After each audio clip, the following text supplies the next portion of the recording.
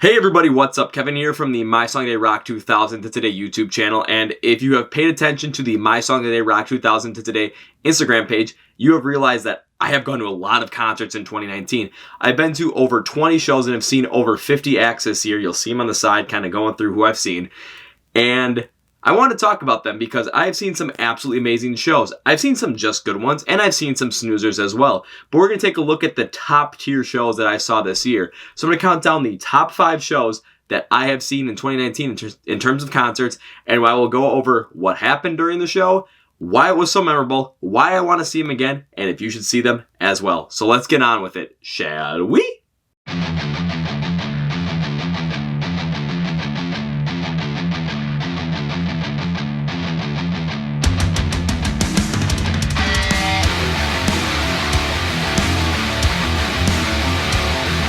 So the 5th best show I saw this year was on March 21st, 2019 at the Rave here in Milwaukee, where I saw Under Oath, Skillet, and Breaking Benjamin all in the same night.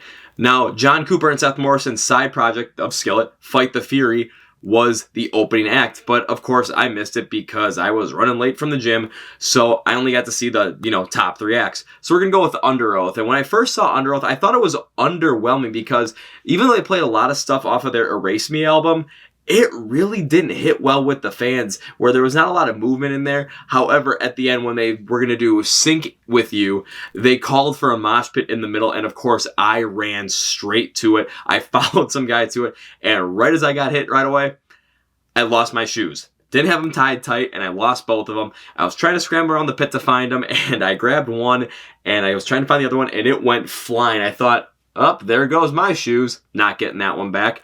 Under Oath's set ended, and then Skillet came on and started playing with Feel Invincible.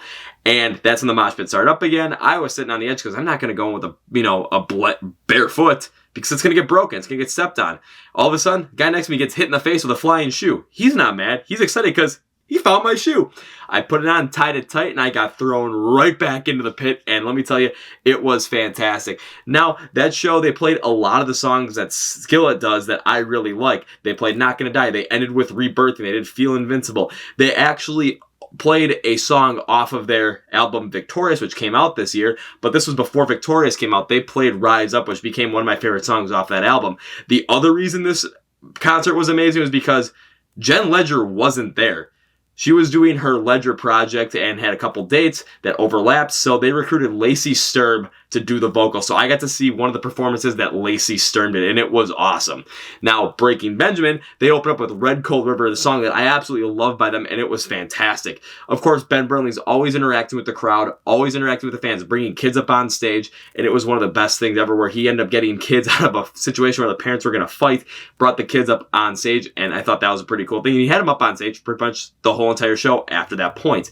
They also did a lot of things where they did a cover where they brought in a lot of cool things where they covered the Imperial March from Star Wars. They did Bohemian Rhapsody. I believe they did a little bit of Enter Sandman or Master of Puppets, one of the two. I can't really remember, but it was fantastic. Now, why was this concert memorable? It's all because A, I lost my shoes during it and got it back, and B, because I got to see one of the shows where Lacey Sturm performed with Skillet, and now I know Lacey Sturm and Ben Burnley at Breaking Benjamin, they're working on something there, so we'll see what happens there. Would I go see them again? That's my second time seeing Breaking Benjamin, so of course, and I think you should too. I saw Skillet already one more time in 2019 at Summerfest, so yeah, I'll definitely go see Skillet again. I'm seeing them at the beginning of 2020 as well, and Under Oath, I do want to see Under Oath again, so I think all 3 bands, you should go check them out if you haven't.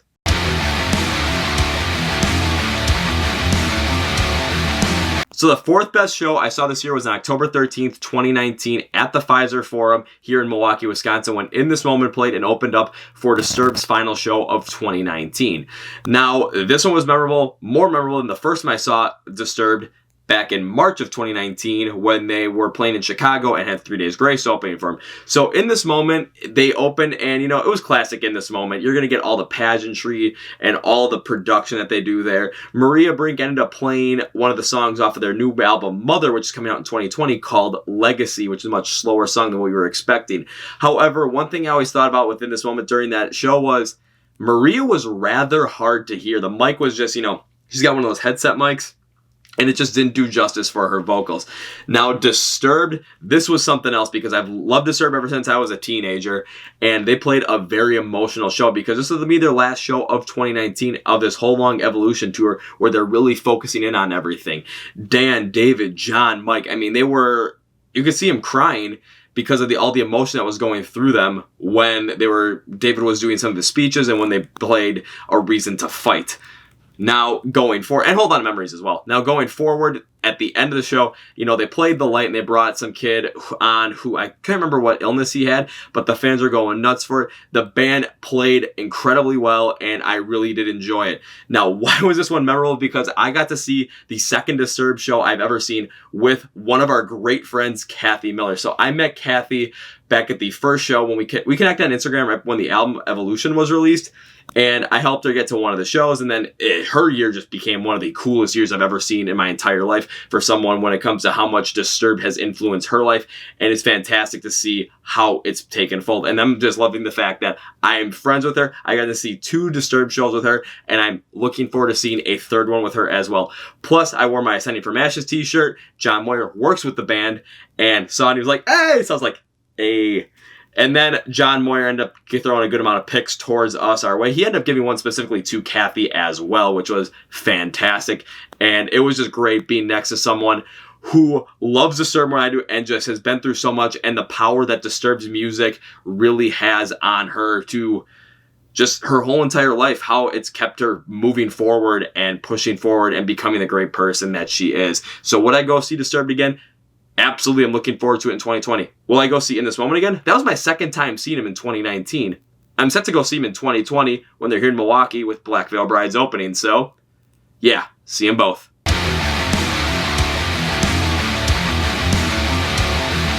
At number 3, the show I saw on November 2nd, 2019 at the Rave here in Milwaukee comes in. This is Light the Torch, Fit for a King, and the headliner, Ice Nine Kills.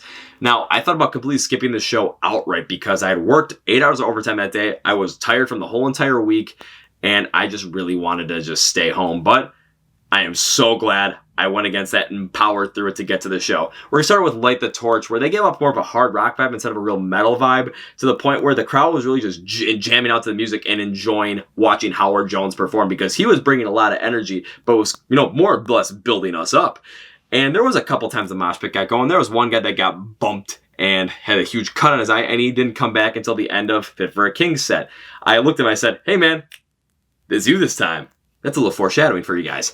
Now, I did like watching Light the Torch, and I really want to go see them when they do Kill Switch Engage and Light the Torch on tour, because Howard Jones coming back with a little bit of Kill Switch, that's some good stuff. Now we're going to go to Fit for a King, and they came in with that classic metalcore kind of show where it's going to be a lot of high energy. Mosh pit was going absolutely nuts. People getting bounced around, hit. It was fantastic. I was in the mosh pit pretty much the whole entire time. I was enjoying it thoroughly, and Fit for a King set was really well to bump up the energy. Now we're going to get to Ice Nine Kills set, which was something where you could have enjoyed the show no matter what you did. If you were in the mosh pit, which I was for a little bit, I mean, the energy that the Silver Scream album brought was absolutely fantastic, because you could bounce around. Everyone was just getting jacked up. If you were in front, you're going to get pushed around, kind of like that, normally, pit kind of style where it's kind of getting bounced around. And that was fun because you get a lot of energy. Or you go to the back and watch the show, and the show was amazing as well. They ended up playing about 19 songs. Only 2 of the songs off the Silver Scream were not performed. But my God, was the energy from Ice Nine Kills insane. The whole entire horror movie inspired set was amazing, and everything about it just brought the energy. It was just one of the best shows I've seen this year and of all time.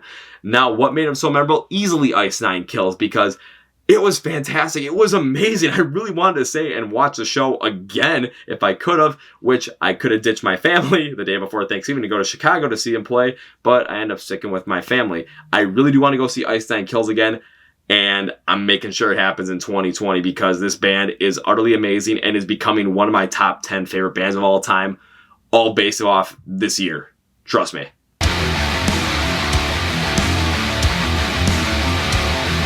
So the show that comes in at number 2 is when I went to go to Riot Fest, which is in Chicago at Douglas Park on September 14th. And the reason I went to that show was wasn't because of Slayer's last show in Chicago/Milwaukee. It wasn't because of a lot of other bands. It was because of one band, and I wanted to see Rise Against again for the 9th time overall and the 2nd time in 2019.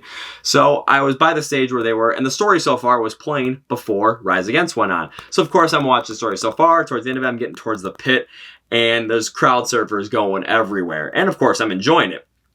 I've got 2 people up, and I'm trying to hold them up, and all of a sudden, another girl comes, and I've got no hands to hold her up, and she comes, and the sole of her boot hits me right under the eye. Of course, I get a black eye, but I actually thought it looked pretty cool. Now, Rise Against goes on, and this was the kind of show from Rise Against that I thought was one of the best shows I've ever seen from them. Even beats the show that I saw at Sonic Boom Fest in 2017, because there was just an insane amount of energy coming from the band and from the crowd. There was a lot of pushing in the pit because the crowd was so big, and of course, I'm right up front the whole entire time. The heat was almost unbearable to the point where people were passing out in the crowd, and how we were getting them out of the crowd so security didn't have to come in. We were crowd surfing them to the front so the EMTs could get them. It was an amazing idea. Once I saw a little bit of a mosh pit open up, I went right there and was having a blast in the mosh pit. With 3 songs up, they ended up playing Swing Life Away, and oh man, did that just get the break we needed. But then they played Give It All, and we had the Wall of Death going, and ooh, was that fun. Absolutely loved the show. I did get to see a little bit of Slayer's set, but I wanted to see more of it. However, I was so far back, I didn't get the full aspect of it because I doubled down and wanted to go see Rise Against. What's memorable about the show was, of course, the black eye and the fact of how much fun I had in the pit for Rise Against, because that's my favorite band, and the energy that they brought was absolutely insane. Will I go see them again? Story So Far, I'm not entirely sure, because they really didn't bring a lot of energy up on stage. Rise Against? Of course. I'm going to probably see them 100 times before I die. Well, you guys know we're going on to number 1, but before we do, let's do some honorable mentions, and you're going to see them come up on the screen in front of you, so enjoy the honorable mentions.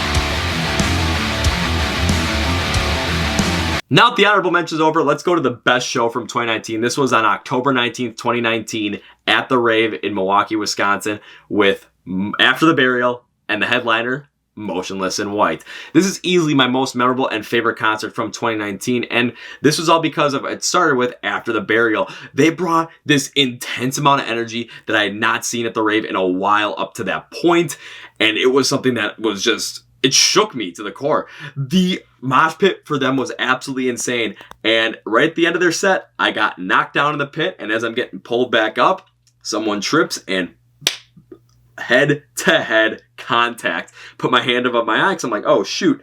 Pull out. There's a bunch of blood on my hand. I'm like, guys, just get me out of the pit. Get me out of the pit. I ran to the bathroom so I could get some toilet paper to shove up on my eye so to try and stop the bleeding, of course. Now, I did have a friend there with me, and after I stopped the bleeding and I got a bunch of toilet paper pretty much like jammed against my eye, she gave me a piece of her shirt so I could tie it around my head and I could look like a pirate. I wasn't going to go back in the pit, but I really just want to say for Motionless in White. Now, Motionless in White, they fed off of that energy to the point where they just brought it. And you could feel the intensity from the pit anywhere on the floor. Even though I was on the edge of the pit, it was just the intensity from the concert was absolutely amazing. They had a whole entire horror-themed background and set because, well, it was October 19th. It was a trick-or-treat tour. What do you expect? Chris really fed off all the emotion. They played a lot of older songs as well. The people were just going bananas the whole entire time. And when they ended with Eternally Yours, of course, I just sang every word of that song. And it was just the most memorable show of 2019 because of the sheer energy and just community that everyone had, because everyone collectively was so into that show. The band felt it and they reverberated back to us. It was just a back and forth, the energy, and that show never felt dull for a second. Plus, they played Chord for the first time live ever, so I thought that was pretty awesome. Will I go see them again after the burial? Of course, because I want to be a part of that pit again. And Motionless in White, it's my second time seeing them in 2019. I want to go see them in January 2020, because they're going to be in Chicago with Beartooth. Why not go see them if I can? Otherwise, I'm going to see them later in 2020. Don't worry about that. But that clearly is the best show I saw from 2019. All right, well, that's it. Thanks for watching my top 5 favorite concerts of 2019. Now, I know some of you guys probably like, oh, my favorite band didn't make the list, or they made the honorable mentions, or why didn't that honorable mention, like the benches tipping up so we had more room to mosh? Why was that an honorable mention? I get it. I want to know what you guys think, so put in the comments what you think, and if you like the video, give me a like. If you dislike it, give me the dislike. Also, so hit the subscribe button, the one in the corner, and the bell icon to be notified every time we release a video every single Wednesday, some special Monday ones, and especially because end of the year 2019, all the year-end award videos are coming up really soon. They're going to be coming back-to-back, so make sure you hit that bell icon. Let's get those out of here because we also want you to follow us on social media, so Facebook, Twitter, Instagram, TikTok. That's where you get all the My Song of the Day content, and you really can get immersed in the whole entire experience. So Facebook, perfect to just stay in touch and know when everything gets released. Twitter, perfect place to talk to us. Instagram, perfect place to talk to us. Watch our IGTV behind the scenes videos. Be a part of our Instagram live streams every Wednesday night where you can ask us questions. You can answer the questions we pose on there, and we can just have a great conversation there. And TikTok just for the fun stuff. Now let's get those out of here. Talk about the Chord Progression Podcast. That is our very own podcast where we do deep dives into music, and we get to interview some smaller bands as well, hoping to get to the bigger bands at some point. But that's where you can get a much deep dive look into smaller bands. You can be on the podcast as well. We can talk about what you want to talk about. Or when it comes to some new albums that we don't really go that in depth on, song by song, yeah, we do it on there. So go listen to that right now. We are on Spotify, Apple Podcasts, Google Play, and you can watch the podcast on YouTube right here. Last but not least, if you're not enabling our Amazon Alexa skill, you should probably do that because that's where you can hear the My Song of the Day selection every single day. All you have to do is say, play My Song of the Day, and she will. And you can hear the whole song in its entirety. It's a great way to, start the day, end the day, whatever you want to use it for, because it goes on for 24 hours. That's also where you can hear the full-on song for the small bands, like on Small Band Saturday. You can really get immersed in there and not just rely on the 30-second clips on our social media pages. So I want you to subscribe to that, and I want to thank you all for watching this video because I love doing this stuff. I love talking music with you guys, and we're going to make it even bigger in 2020. So this is Kevin from the My Song Day Rock 2000 a Day YouTube channel. You know how I end these videos. Let's get the hat flip. Ow! See ya!